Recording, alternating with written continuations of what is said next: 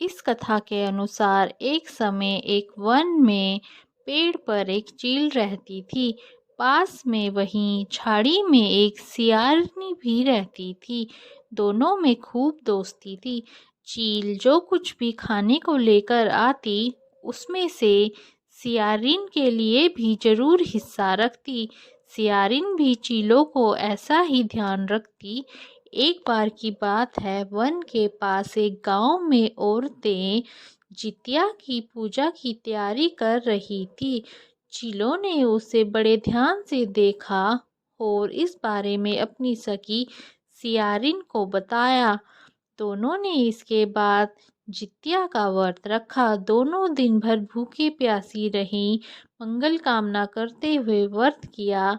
लेकिन रात में सियारिन को तेज भूख प्यास सताने लगी।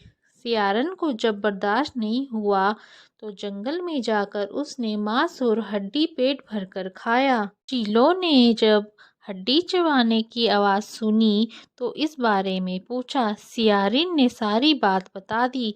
चीलों ने इस पर सियारिन को खूब डांटा और कहा कि जब व्रत नहीं हो सकता था तो संकल्प क्यों लिया। सियारिन का व्रत भंग हो गया, लेकिन चीलों ने भूखे प्यासे रहकर व्रत पूरा किया। कथा के अनुसार अगले जन्म में दोनों मनुष्य रूप में राजकुमारी बनकर सगी बहनें हुईं। सियारिन बड़ी बहन हुई और उसकी शादी एक राजकुमार से हुई। वहीं चीलो छोटी बहन हुई, उसकी शादी उसी राज्य के मंत्री पुत्र से हुई। बाद में दोनों राजा और मंत्री बने।